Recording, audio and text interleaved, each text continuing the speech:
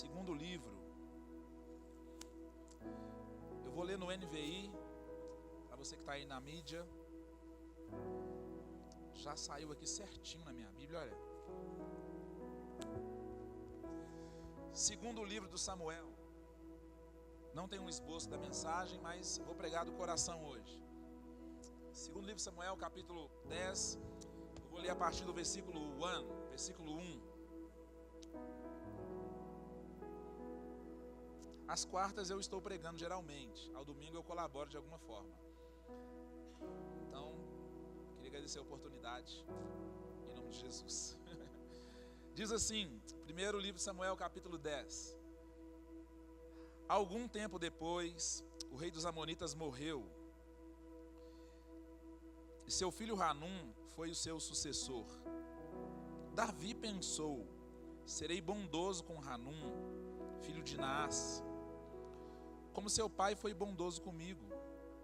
Então Davi enviou uma delegação para transmitir a Hanum seu pesar pela morte do seu pai ou do pai dele. Mas quando os mensageiros de Davi chegaram à terra dos Amonitas, os líderes amonitas disseram a Hanum, seu senhor: achas que Davi está honrando seu pai ao enviar mensageiros para expressar condolências? Não é nada disso. Davi os enviou como espiões para examinarem a cidade a fim de destruí-la. Versículo 4. Então Hanum prendeu os mensageiros de Davi, raspou metade da barba de cada um, cortou a metade de suas roupas até as nádegas e os mandou embora. Quando Davi soube disso, enviou mensageiros ao encontro deles, pois haviam sido profundamente humilhados. Ele lhes mandou dizer: fiquem em Jericó até que a barba cresça, então voltem para casa. Vendo que tinham atraído sobre si o ódio de Davi, os amonitas contrataram 20.000 soldados de infantaria, os amorreus de Bet-Rob e de Zoba, 1.000 homens do rei de Maca e 12.000 homens de Tebe. Ao saber disso, Davi ordenou Joabe que marchasse com todo o exército. Os amonitas saíram e se puseram em posição de combate à entrada da cidade. E os amorreus de Zobá e Robote e os homens de Tobi e de Maca posicionaram em campo aberto. E o texto vai seguir aqui e depois você lê o resto na sua casa. A história aqui, eu vou te dar um contexto rapidão. Nós estamos falando sobre família esses dias. E o texto aqui conta um episódio muito interessante da Bíblia, que um homem chamado Hanum era filho de um homem chamado Naás, que não era bento. Naás não era muito bento, porque Naás é o sufixo de Satanás. Pensa bem. Ezequias teve um filho chamado Naás. Lembra disso? Não é muita gente muito boa não, sabe?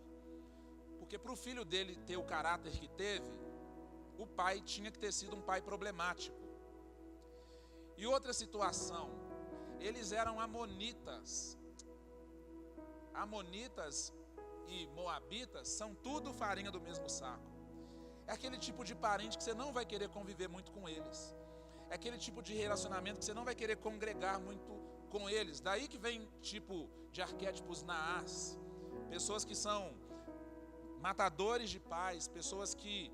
Vocês lembram quando vocês leem o livro de Ruth? Abimeleque com seus meninos foram para a terra dos moabitas e lá todo mundo morreu. Voltaram só as mulheres viúvas, lembram disso? Porque essa terra é uma terra terrível. E muitas vezes nós temos que conviver com esse tipo de gente. Nós temos esse tipo de gente como família, como parentes. Agora voltando para o texto, Davi soube que o Naás morreu e o Hanum tinha assumido o trono. E o que ele faz? Cheio de boa intenção, o rei pega seus soldados e faz uma comitiva e diz assim: vai lá, Hanum, leve condolências para ele. Quando eles chegaram lá, as pessoas que estavam em volta de Hanum deram um péssimo conselho para ele.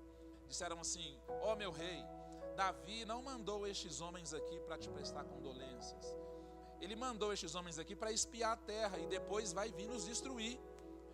Hanum motivado por aquela sugestão, por aquela opinião ou por aquele conselho, ele manda raspar metade da barba dos homens, cortar a roupa deles a ponto da nádega aparecer e mandá-los de volta para casa. A Bíblia diz que aqueles homens foram profundamente humilhados. E quando chegou na metade do caminho, Davi soube disso e mandou pessoas até aqueles homens, para que eles não chegassem em casa naquele estado, naquele status quo, naquela condição emocional. Ele disse: vocês vão ter que ir para Jericó, esperar a barba crescer. Que barba? A barba que estava só a metade grande.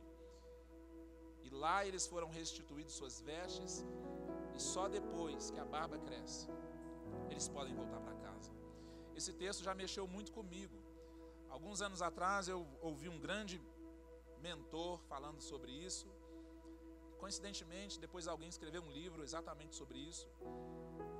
Isso tem sido uma mensagem que tem estado no meu coração já há muitos e muitos tempos.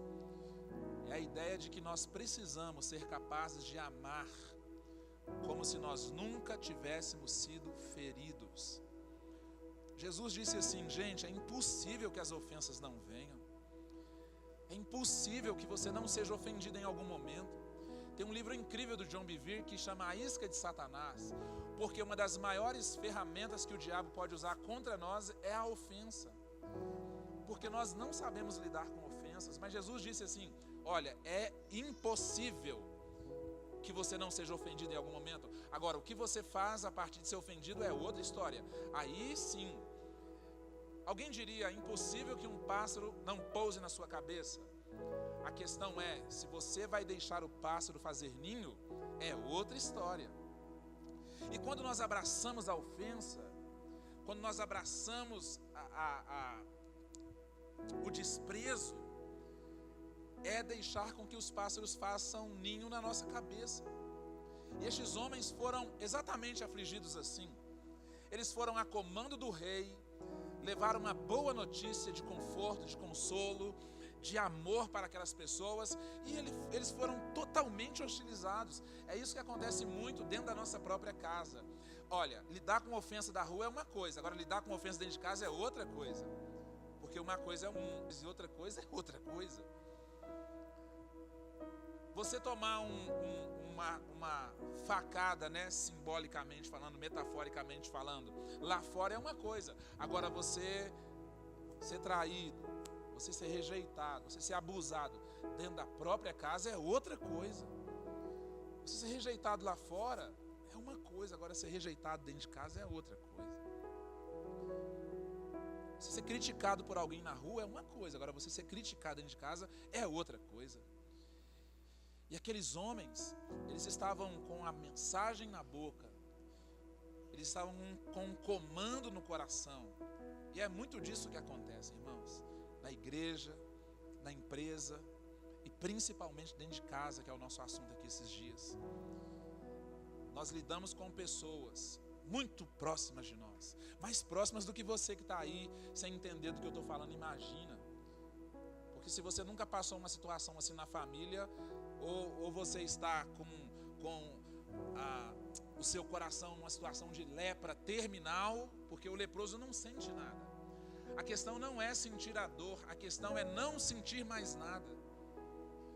Você sabe qual que é o problema da hanseníase? É que você pode pegar um isqueiro na perna da pessoa que está apodrecendo e colocar fogo, ela não sente. Ela não sente nada, tem gente que é assim. Por isso que é importante a circuncisão. Por isso que é muito importante você tirar aquela crosta do seu coração, aquilo que tira a sua capacidade de ser sensível de novo. Mas como nós perdemos isso? Nós perdemos isso lidando com o que esses homens lidaram, com rejeição, com afronta, com abuso do mais alto nível. Porque eles estavam a comando do rei, a comando de Deus. Eles estavam com a mensagem boa. E agora eles estão profundamente humilhados. A barba fala de identidade. Por isso eles arrancaram a barba de Jesus. Quando eles arrancaram a barba de Jesus, eles estavam dizendo para Jesus assim: você não é quem você pensa que é. Você não é isso tudo. Porque Jesus dizia que ele era a porta, que ele era o caminho, que ele era a verdade, Ele sabia quem ele era, mas aquelas pessoas não aceitavam. Eu vou te dar uma dica aqui: o fato das pessoas não aceitarem quem você é, não significa que você não seja. Amém ou não, irmãos? É isso aí, a opinião deles não te define, não me define. Eu sei quem sou, e Jesus se apegou na voz de Deus dizendo: este é meu filho amado, em quem eu tenho prazer. E vai para cima, em cima dessa palavra. Agora, muitas vezes nós lidamos com rejeição, com críticas que ferem a nossa alma profundamente. Você não é quem você pensa que é, você não é isso tudo. Você não é homem, você não é mulher, você é uma praga, menino. Eu te odeio. Quantas vezes a esposa escuta coisas absurdas do marido, que ferem ela, como a Bíblia diz, profundamente, que humilha profundamente. Quantas vezes um filho fala coisas para a mãe dentro de casa, que fere a mãe profundamente. Eu já recebi mães na igreja desesperadas. Eu achei que era uma traição do marido, eu achei que era um problema de saúde terminal. Não, era uma fala da filha, era uma fala do filho. Gente, pelo amor de Deus. Eu vi um filho um dia dizendo coisas para o pai que deu vontade de eu, pessoalmente, quebrar os dentes dele na frente do pai. Mas eu não tive coragem de fazer isso, porque o pai ia ficar bravo comigo. Porque pai é pai, né, irmãos? Mãe é mãe, né? Mãe aguenta cada coisa, pai aguenta cada coisa. Eu já escutei marido falando de esposa para a esposa de uma forma tão hostil, ferindo a identidade dela, sabe? Ferindo o profundo da alma dela, desconstruindo a identidade dela. Por isso tem uma geração perdida. Por isso tem filhos que não sabem mais serem filhos. Por isso que os meninos não sabem mais ser meninos. Por isso que as meninas não sabem mais se comportar como meninas. Isso é uma pandemia de falta de comportamental. As pessoas não sabem mais se comportar nos ambientes, nas ecologias, nas atmosferas. Na igreja as pessoas não sabem mais se comportar. No tribunal as pessoas não sabem. Na praia não sabem. As pessoas perderam o senso comum do ambiente. Por quê? Porque a identidade está desconstruída. Tanto que hoje a ideia é: você pode ser quem você quiser ser. Seja quem você quiser ser. É isso aí. Hoje a ideologia é essa. Você pode ser o que você quiser ser e ninguém pode falar nada. Porque não é sobre a ecologia, é sobre o que você quer. E ponto final. Não é assim. Na casa do meu pai não é assim. Na minha casa não é assim. Nesta igreja não é assim. E não permita que na sua casa também seja assim.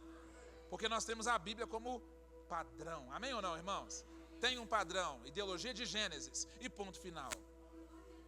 Não é assim? Nossa vara é da infância, é de marmelo. Não é assim?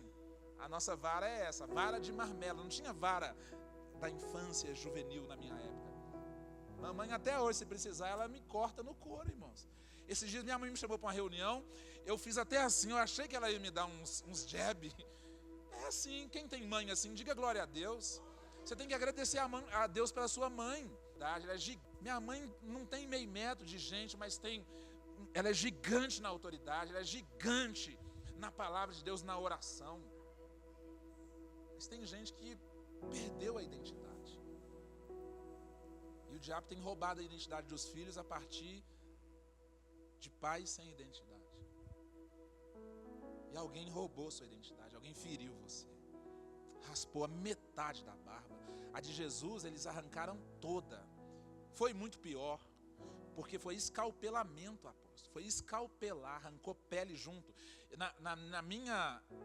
Na minha pintura, eu consigo ver um pedaço de carne soltando e dentes aparecendo.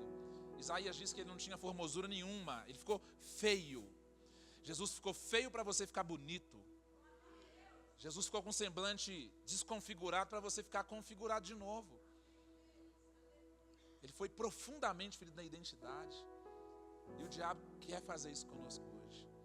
Ele usa pessoas de perto, pessoas que você vai levar amor para eles, levar uma boa mensagem para eles, levar um copo d'água muitas vezes, um prato de comida, um pix. E essas pessoas te ofendem, raspam a sua barba. Eu disse para um marido aqui na porta da igreja esses dias, Eu só não peguei no colarinho dele porque estava na porta da igreja e o povo ia achar que eu estava batendo nele. Mas eu disse para ele: rapaz, repita comigo. Ele falou: repita comigo. Eu falei: não é para você repetir, repita comigo. Repita a partir disso. Ele estava tão nervoso porque ele estava com a mulher dele no telefone. Ela estava pondo terror nele. Ela estava pondo ele abaixo de zero. Ela estava chamando ele de cachorro, do que você pensar. E ela xingou ele até... Não, irmãos, eu falei um negócio que eu não posso falar, está gravando.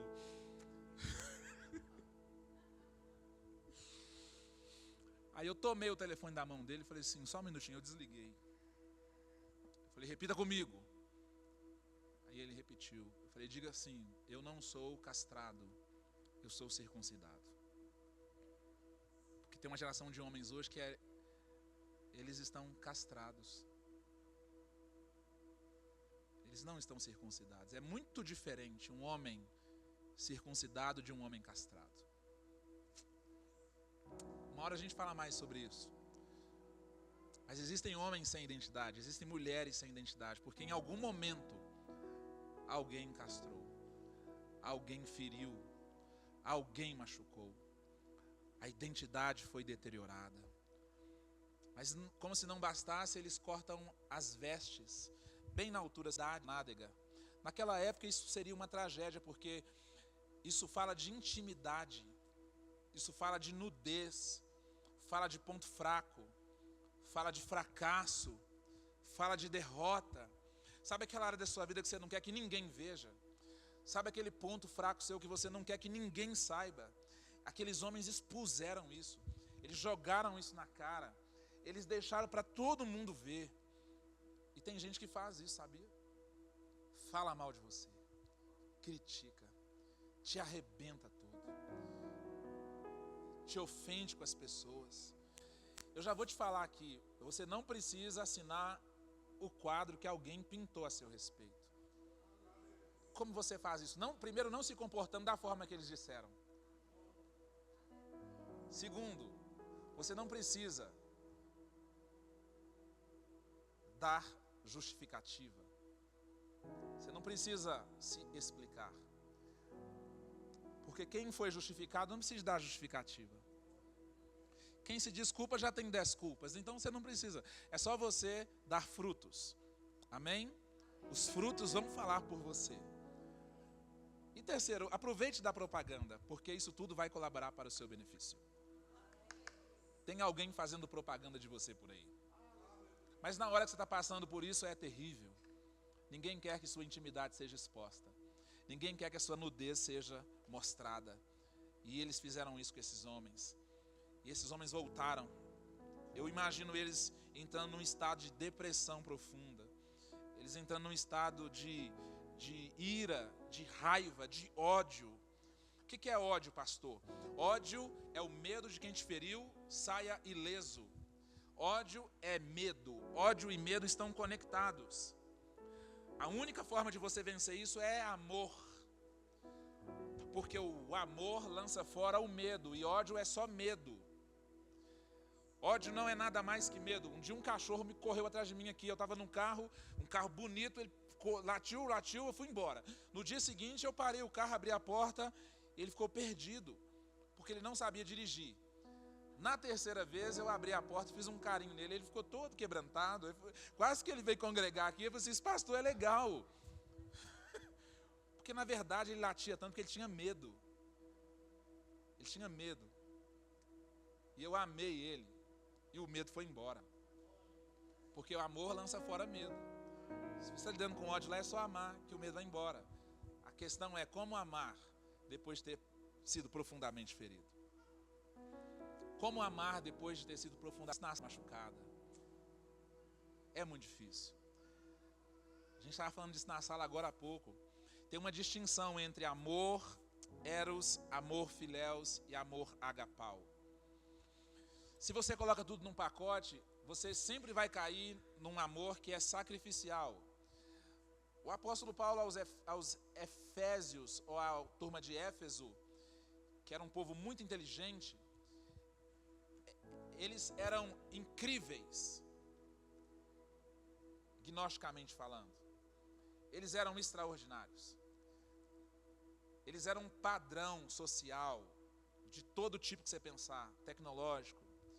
Eles eram uma região à frente da geração deles. E ele chega uma hora e ele traduz para eles como se comportar um marido e uma esposa. Lá ele dá parâmetros de comportamento para todo tipo. Todo tipo, ele fala de servo, senhor, ele fala de todo tipo de gente. Mas quando chega no marido e na esposa, ele fala assim: marido, você tem que amar a sua mulher como Cristo amou a igreja. Mulher, você tem que servir a seu marido como a igreja serve a Cristo. Ele coloca os dois no nível de amor sacrificial. Isso não é um amor emocional, não é um amor romântico. Não tem como você sustentar uma família, um casamento, uma relação com um amor romântico, com um amor emocional. Porque isso muda de manhã, de tarde, de noite. E eles voltam para casa sem nenhuma condição, feridos, machucados, lastimados, profundamente humilhados. Tudo que a gente precisa é uma justificativa dessa: eu estou ou fui profundamente ferido. Por isso você tem se comportado dessa maneira hoje. Por isso ela é tão agressiva, por isso ele é tão agressivo, ou fria, ou frio, ou distante, ou possessivo, ou possessiva. Porque nós perdemos essa capacidade de amar como se nunca tivéssemos sido feridos. Por isso é importante seguir a orientação do rei, que soube dessa situação. A Bíblia diz que Davi, sabendo disso, primeiro ele focou nos seus soldados. Se você continuar o texto, você vai ler que ele foi lá e resolveu. Ele deu, como diz hoje, deu match, finish. Ele encerrou. Ele falou esquece. Ele deu um esquece. Mas aqui nesse momento ele manda outros emissários, os seus emissários. É isso que eu estou fazendo aqui essa noite. Deus me mandou como emissário aos emissários dizer: para casa vocês não podem voltar assim, vocês têm que ir para Jericó. Tem que ir para Jericó. Por que Jericó? Porque Jericó significa doce perfume. Seria o eu de parfum. É o doce fragrância. Fala comigo, doce fragrância. Você consegue sentir? Eu sinto o cheiro de milagre, irmão. Eu sinto o cheiro de futuro. Eu sinto o cheiro de céu, sabe? Às vezes eu estou vivendo um momento de inferno, mas eu sinto o cheiro de céu. Às vezes eu estou passando um momento de escassez e privação, mas eu sinto um cheiro de milagre, provisão e prosperidade. E Deus nunca me deixa na mão, sabe? Porque esse cheiro é um cheiro de futuro. Esses homens foram mandados para Jericó. E Davi disse: fiquem lá até que a barba cresça de novo. E para você que entende de barba, você sabe que barba demora a crescer. Barba não cresce da noite para o dia. Aqueles homens talvez estivessem com saudade de suas famílias, mas eles tinham uma frustração, uma ira, uma revolta muito grande no coração deles. Mas Davi tinha uma preocupação que ia além disso. Davi pensava que talvez eles influenciassem todo o reino com aquele coração contaminado que eles estavam. Você sabe que é muito perigoso uma geração pura, uma geração saudável ser destruída e contaminada por ódio, por raiva, por frustração. Quantos pais colocam suas frustrações nos filhos? Eu escutei um pai esses dias ditando para o filho o que ele ia fazer de faculdade. Eu falei: esse é o seu sonho? Ele falou: esse é o meu sonho. Eu falei: esse é o seu sonho, mas não é o sonho dele. Não é o sonho dela. Um dia um pai veio me ligar e falou: pastor, eu preciso conversar com você. Eu falei: agora. Ele falou: meu filho é muito seu amigo e você abençoa muito a vida dele. Eu falei: sim. Ele falou: conversa com ele para mim. Eu falei: por quê? Ele falou: ele quer ser um homem missionário, tempo integral, ele quer viver para a obra de Deus para sempre, e eu não criei filho para isso. Eu falei, você lembra o dia que o Senhor apresentou ele no altar, o Senhor dele para Jesus? Ele falou, lembro. Aí eu falei, como que foi? Ele falou, foi bonito. Aí aquele homem encheu o olho de lágrima, ele começou a contar como que foi o dia da apresentação, da consagração, do batismo daquela bolinha de pelo, com as bochechas rosadinhas, embrulhada numa manta. Ele até lembrou a cor da mantinha. Ai, era fralda de... Que coisa linda. Eu falei assim, usava fralda de pano ou fralda de descartável? Ele, era fralda de pano. Eu falei, como é que foi aquela noite? Ele falou, eu levantei o menino no altar. Eu falei, por que agora você está querendo pegar de novo? Era um pai projetando a frustração dele de não ter feito uma faculdade de administração, de alguma coisa no filho. E nós fazemos muito isso, nós traficamos as nossas experiências ruins, nós traficamos as nossas frustrações, nós traficamos as nossas aflições, a nossa humilhação, e as pessoas recebem isso. Os nossos filhos recebem, os nossos sobrinhos, afilhados, os nossos cônjuges recebem isso. E Davi falou, assim vocês não voltam para casa não. Assim vocês não podem entrar no mês de setembro. Assim você não pode entrar em 2024. Pensa aqueles homens. Você já se imaginou assim? Profundamente humilhado. Primeira coisa que você vai chegar em casa e falar assim, amor, você não sabe o que aconteceu. Foi um absurdo. E a sua filha escuta a história. Daqui a pouco tem uma família amarga. Aí daqui a pouco tem um bairro amargo. Daqui a pouco tem uma cidade amarga. E daqui a pouco tem um país amargo. Davi diz assim, não. Assim não pode. Vai para Jericó. Fica doce. Depois você vai para casa. Só depois da barba crescer. Só quando essa raiva, esse ódio passar, vocês voltam para casa. Porque vocês precisam voltar e amar. Vocês precisam voltar e servir. Vocês precisam voltar e congregar. Vocês precisam trabalhar como se nunca tivessem sido feridos.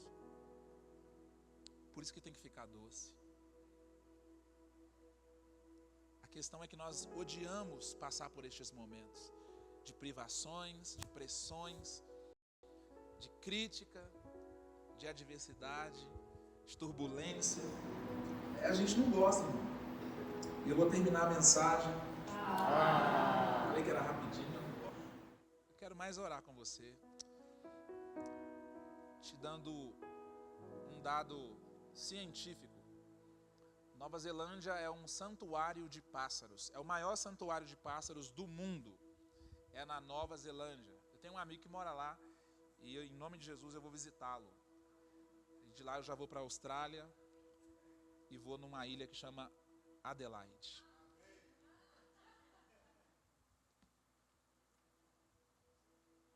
E vou fazer um selfie lá e mandar para vocês em nome de Jesus.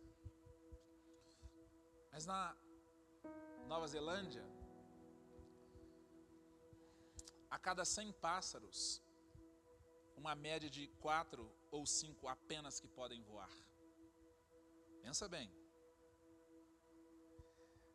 Se você voltar para casa hoje com essa ideia de que Deus te fez para voar e não para se arrastar, porque você não pode reclamar de estar sendo pisado se você vive arrastando. E tem gente que não quer levantar, tem gente que não quer caminhar, muito menos voar.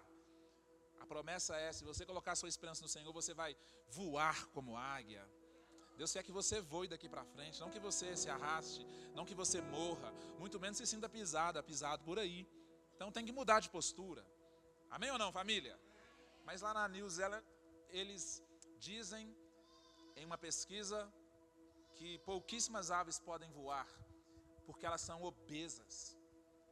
Elas são muito fora do padrão do resto do mundo. E sabe por que isso, irmãos? Porque ela não tem predadores. Não tem nenhum predador. Por isso as aves não voam. Porque não tem predador. E você fica orando para Deus tirar o predador, sendo que o predador que te faria voar.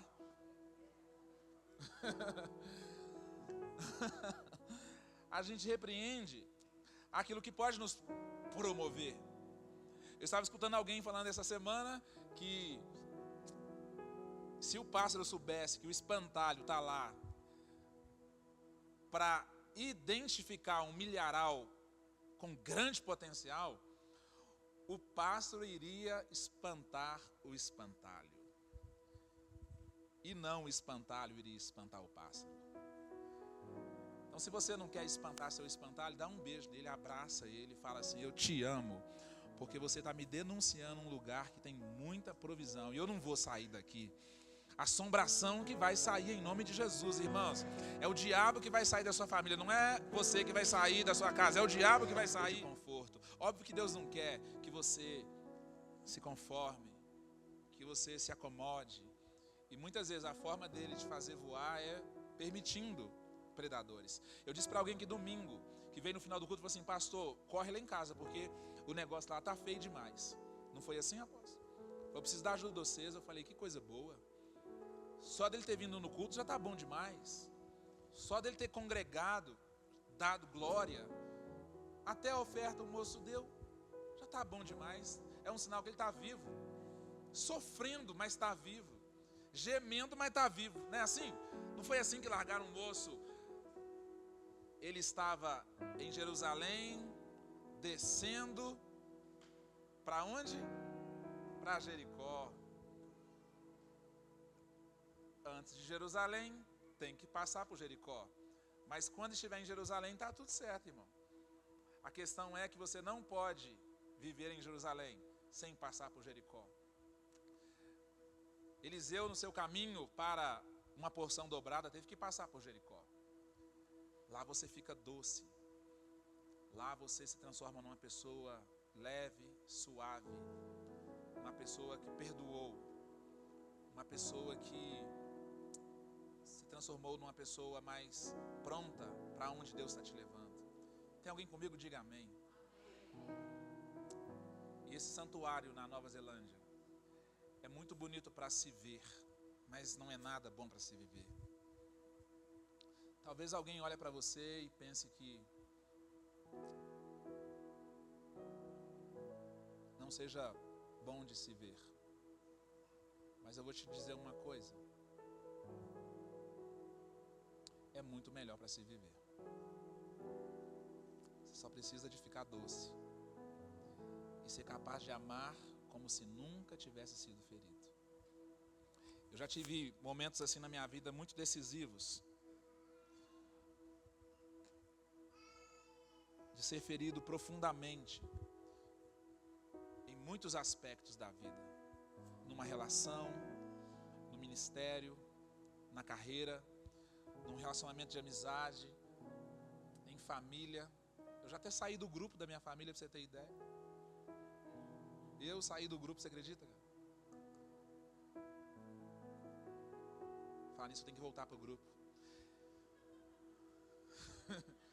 Minha irmã me ligou um dia preocupada, assim: Paulo, o que aconteceu? Pelo amor de Deus, quem foi? Eu falei: não foi nada. Ser muito necessário que eu fosse para Jericó e esperasse a barba crescer, porque senão eu não estaria aqui essa noite, porque senão eu não estaria vivendo um casamento abençoado e feliz, porque senão Deus não me abençoaria tanto, porque eu seria um autossabotador. Aqueles homens podiam se sabotar. Eles podiam sabotar suas esposas, seus filhos, seus negócios, por causa desse ódio, por causa dessa dor, dessa marca. E eu estou te falando aqui de uma plataforma de alguém que tem experiência naquilo que está falando. Vale a pena você seguir a orientação do rei, mesmo que isso vai te custar metade da barba, vestes cortadas, e em seguida que isso te custe passar um tempo em Jericó até que a barba cresça. Mas o bom mesmo é você hoje poder levantar e dizer: eu amo como se eu nunca tivesse sido ferido. Eu prego como se eu nunca tivesse sido ferido. Eu tenho esperança e confiança como se eu nunca tivesse sido ferido. Eu acredito nas pessoas como se eu nunca tivesse sido ferido. Porque eu estou a serviço do Rei. E eu queria orar junto com você aqui essa noite. Talvez você esteja em Jericó esses dias. E mesmo que não seja tão confortável, Deus está contigo. Deus está contigo, meu irmão. Deus está contigo, meu irmão. Pode ser não bonito de se ver, mas é melhor de se viver. Talvez você esteja lidando com perseguição, com prova, com tribulação. Olha, isso é para te fazer voar voos mais altos, voos maiores. Essa experiência pode te promover, sabia? Eu falo de experiência própria. Deus está interessado em te promover. Deus nunca quis te ferir, te machucar. Volte lá e ame como se nunca tivesse sido ferido. Se você tem que dizer que ama alguém, diga hoje ainda. Diga que ama. Diga que ama para seus filhos, para seus pais, para seus cônjuges. Diga que ama para as pessoas que realmente... Domingo eu comecei a contar, eu acabei não terminando. Semana passada, uma ovelha antiga me liga e fala: Paulo, ora por meu pai. Eu falei: o que houve com seu pai? Ela disse: meu pai foi para o médico, ele está com a barriga inchada. E o médico não sabe ainda. No dia seguinte ela disse: olha, meu pai não está nada bem. Eu disse: eu vou visitá-lo. No outro dia ela me manda já a informação do velório. O pai dela morreu. E eu fiquei bem assim contrito esses dias, porque era uma pessoa tão legal, sabe? Um bom pai, um bom marido, um bom cristão. Mas ele não está aqui mais, e eu não tive nem tempo de ir lá orar com ele. Mas eu fico pensando se aquela filha, porque eu já vi ela reclamando dele, sabe? E quando ela se preocupou com ele, quando ela quis oração, quando ela quis ficar com ele um tempo, ela não podia mais. E agora não tem mais jeito. Se ela tivesse escutado essa mensagem alguns meses atrás, o tempo em Jericó ia promover ela para um tempo de qualidade com seu pai.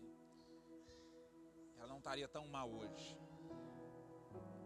Eu queria te encorajar, sabe? Faça uma lista de transmissão. Selecione as pessoas que você ama. Diga que ama. Diga o quão importante elas são. Mesmo que você ainda esteja em Jericó, já mande um bom WhatsApp para essas pessoas. Mande uma boa mensagem. Diga: eu te amo e depois eu te explico. Eu sinto que pessoas aqui estão com o coração sendo curado exatamente agora. Filhos que ouviram dos pais palavras de rejeição, sabe? Filhos que ouviram de seus pais palavras de rejeição, e pais que ouviram de seus filhos. Porque quando falamos de família não é só sobre casal. Você que é filho, e todo mundo é filho de alguém. Nem todo mundo tem filho, mas todo mundo tem pais. Então você tem uma família. Solteiros são família.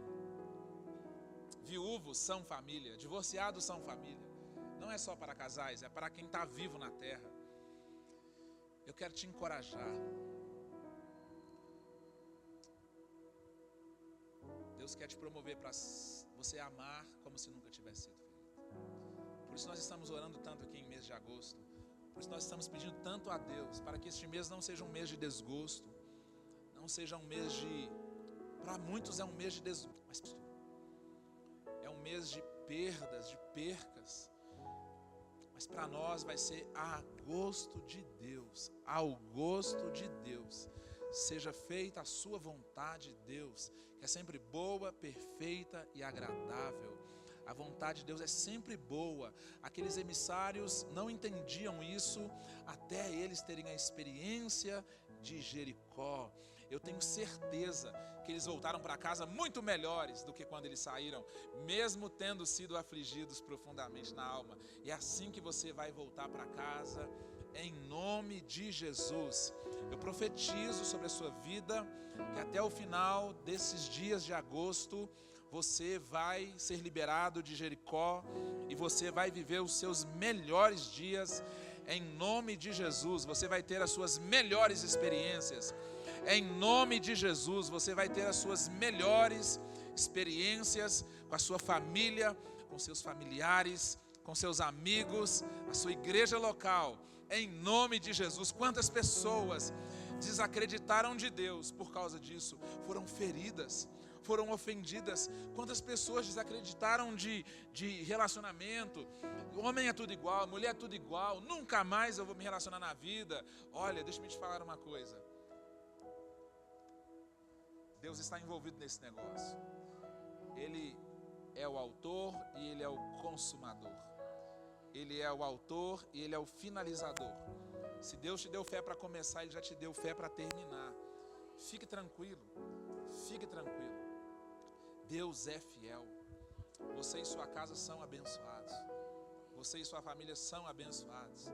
Não importa o que esteja acontecendo lá agora. Eu disse esses dias para uma pessoa, ela disse: pastor, parece que piorou nos últimos dias. Meus meninos tudo dando trabalho, meu marido endoidou a cabeça. Eu falei: fique tranquilo, porque antes de melhorar, piora. Não é assim? Antes de melhorar, piora bastante, mas depois vai ficar bom, em nome de Jesus. A questão é, você vai ser capaz de amar como se nunca tivesse sido ferido? Você vai ser capaz de amar como se nunca tivesse sido ferido? Você vai ser capaz? Você é capaz de amar como se nunca tivesse sido ferido? Curva sua cabeça onde você está. Meus pais hoje estão fazendo 40 e tralalá de anos de casados. Tem gente que fala que é 45, tem gente que fala que é 48. Eu acho que deve ter uns 200, porque eles são tão bonitos juntos.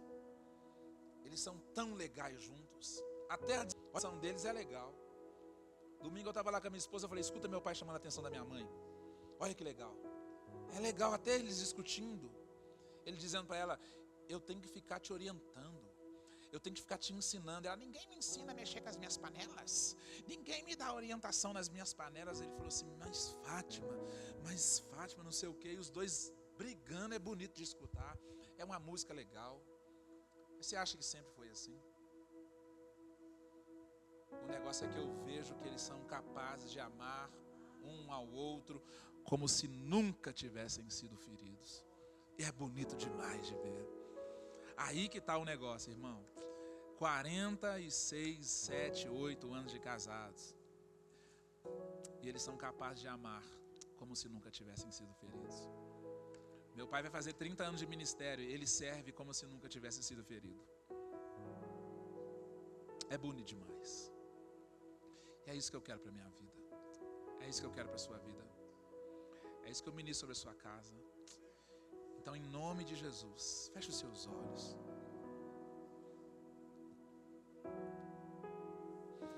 Bota a mão no seu coração se você quiser, se você pode. Tem gente que não gosta quando o pastor fala: põe a mão no coração. Por que a gente tem que pôr a mão no coração? Misericórdia. É porque o coração, irmão, representa amor, representa vida. É só por isso. Muitas vezes eu coloco a mão no meu coração na minha casa e falo: Deus, sonda-me e conhece-me. O Senhor sabe, Senhor. O Senhor me conhece, Deus. O Senhor me conhece, Pai. Ninguém me conhece igual o Senhor. Nem eu me conheço igual o Senhor me conhece, Pai. Vê se há em mim algum caminho mau, Senhor.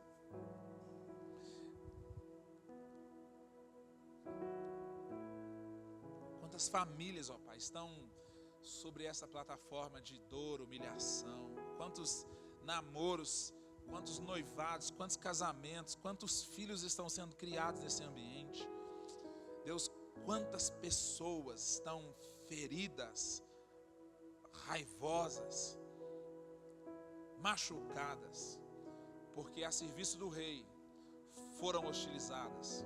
A serviço do rei tiveram suas identidades questionadas, deterioradas, muitas vezes na boca dos outros.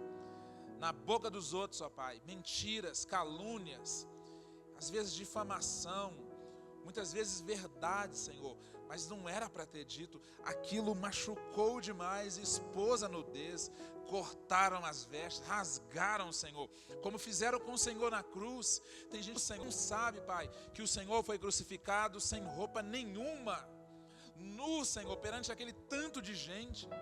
E para um judeu isso é terrível. O Senhor foi exposto, Pai, vergonhosamente, para hoje a gente poder ser restaurado, Senhor. Para hoje a gente poder, Pai, olhar no espelho e gostar daquilo que estamos vendo. Mas tem gente aqui que não tem sentido isso. Tem mulheres aqui que se sentem feias. Tem homens aqui, Pai, que se sentem menosprezados. Deus, tem crianças aqui, talvez, Senhor, que se sentem humilhadas, porque foram vítimas de comparação, porque foram apontadas, Senhor, como a pior do bairro, da escola, da família. Deus, perdoa, Senhor, quem nos feriu tanto. Perdoa, Pai, quem nos machucou. Perdoa Hanum, Senhor. Perdoa aquele Hanum, Senhor. Perdoa, Pai. Deus, eu oro agora como nós temos orado na minha casa, Senhor. Perdoa, Senhor, quem talvez nos feriu. Perdoa, tenha misericórdia daquelas pessoas. Querido, é impossível você odiar e orar por uma pessoa ao mesmo tempo. Quer um conselho? Comece orando por seus Hanuns. Comece orando por seus Hanuns. Comece orando, fala: Deus, abençoa, tenha misericórdia, perdoa, em nome de Jesus. Não critique, não fale mal, só ore, abençoe, porque você não pode odiar e amar. Você não pode odiar e orar ao mesmo tempo por uma pessoa. Bota no topo da sua lista de oração. Fala: Deus, prospera, Senhor. Promove, Senhor. Libera, liberta, Senhor. Cura, Senhor. Batiza com teu Espírito. Deus, use aquela pessoa como boca do Senhor na terra esses dias. Porque, Senhor, o mesmo potencial que a pessoa tem para o diabo usar, o Senhor também tem para usar. Então usa, Senhor. Em nome de Jesus. Em nome de Jesus. Nesse processo aqui em Jericó, você pode abençoar quem te feriu, você pode abençoar quem te machucou, você pode, em nome de Jesus, pegar estas pedras que estão na sua mão, ou que a pessoa tacou em você, e construir um altar de adoração a Deus, e fazer um culto para Deus, e exaltar o Senhor, mesmo que seja neste ambiente de silêncio, porque Jericó fala de você não abrir a sua boca para criticar, para reclamar. Você tem que muitas vezes fechar a boca, para você não xingar, para você não amaldiçoar. E se for abrir a boca, que seja para orar. E ficar doce,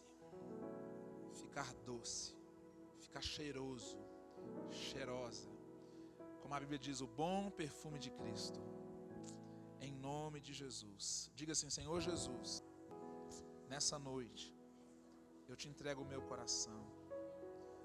Diga assim: eu te recebo como Senhor. Diga assim: eu te recebo como Senhor e Salvador da minha vida. Diga assim: perdoe os meus pecados. Diga assim: eu perdoo quem me feriu. Diga assim: eu quero amar como se eu nunca. Diga assim: eu quero amar como se eu nunca tivesse sido ferido. Em nome de Jesus. Amém. E graças a Deus. Que o Senhor te abençoe e te guarde. Que o Senhor faça resplandecer o seu rosto sobre ti. Eu sinto um cheiro de bom perfume. Verifique se você está cheirando um pouco melhor. Que o Senhor faça resplandecer o seu rosto sobre ti. Você vai voltar para casa com o rosto mais iluminado, sabia? Que o Senhor faça resplandecer o seu rosto sobre ti e tenha misericórdia de ti. Que o Senhor sobre ti levante o seu rosto e te dê a paz. Em nome de Jesus. Vá para casa abençoado. Que a sua quinta seja uma quinta extraordinária. Se prepare, irmãos, porque existe um ambiente de milagre, sabia? Quando nós participamos dessa atmosfera que nós estamos conectados a ela aqui, de restauração, de cura, de transformação, foi incrível. Eu estou pregando ainda, eu já te dei a bênção apostólica araônica, E eu já te abençoei, mas eu estou pregando ainda, já vou te deixar ir para casa. Mas quando nós estamos neste ambiente de cura familiar, de restauração, Josué disse: eu não sei sobre vocês, mas eu e a minha casa serviremos ao Senhor. Nesse mesmo ambiente ele diz: santificai-vos hoje, porque amanhã farei proeza no meio de vocês. Nesse mesmo ambiente eles começam a atravessar o rio Jordão. Nesse mesmo ambiente eles começam a ter experiências de milagres. E eles constroem um altar no meio do rio. Eles começam a construir um altar fora do rio. E uma adoração implícita é inaugurada. E uma adoração explícita é inaugurada. Não vai ser apenas sobre posts públicos, vai ser sobre uma realidade interna. Vai ter um milagre interno na sua casa e também vai ter um milagre externo na sua casa. Vai ter uma cura no seu coração e vai ter uma cura nas pessoas que estão à sua volta, porque Deus está fazendo coisas incríveis aqui esses dias. Eu tenho certeza, irmão, que a cura física vai aparecer, certeza que a cura espiritual vai acontecer. Eu tenho certeza que a cura nas finanças vai acontecer. Eu tenho certeza que a cura nos negócios vai acontecer em nome de Jesus, porque você está sendo curado e você está sendo preparado para amar, para servir, para viver, para congregar, para fazer tudo como se você nunca tivesse sido ferido. Se você é essa pessoa, fica de pé no seu lugar, agora como posição de quem não se arrasta mais, como posição de quem está feliz, ok? Levante sua cabeça um pouquinho assim para o norte, isso, aponte o nariz para o norte, vai para casa assim. Isso, fecha os olhos mais uma vez só, por favor. Isso, aponta o nariz para o norte. Isso, solte seu braço aí, por favor. Você já está abençoado. Amém? Você é abençoado em nome de Jesus. Isso, aponta a sua cabeça um pouquinho para cima. Respira bem fundo. Isso mesmo. Agora de olhos fechados, com a cabeça para cima, você vai fazer o que eu faço toda noite antes de dormir. Você vai se preparar para o dia de amanhã. Amém? O que é se preparar para o dia de amanhã? Você vai pôr um sorriso no seu rosto. Isso. Põe um sorriso no seu rosto. Mas é sorrir mesmo, você ri feio assim, príncipe. Misericórdia. Que sorriso mais esquisito. Isso, mostra o dente para o céu. Isso, está muito mais bonito agora. O irmão deu um sorriso ali que eu falei: se a esposa dele ver, ela vai querer ir embora, querido. É disso que eu estou falando, é disso que o céu está falando. Deus está colocando um sorriso no nosso rosto hoje à noite. Isso, se prepara para rir amanhã. Comece rindo hoje já. Se prepara para rir amanhã. Tem notícia boa chegando. Vai cair um pix na sua conta amanhã em nome de Jesus. Aí você ri, né, crente? Aí você até aplaude. Você vai receber uma boa notícia. Santificai-vos hoje, porque amanhã, daqui a pouco, Deus vai fazer uma proeza no nosso meio. Que o amor de Deus e que a graça salvadora de Cristo Jesus, que as comunhões e consolações do Espírito Santo estejam sobre nós, em nome do Pai, do Filho e do Espírito Santo. Esse sorrisão no rosto, com a cabeça para cima, aplauda aí e vai para casa jantar em nome de Jesus. Ame como se nunca tivesse sido ferido.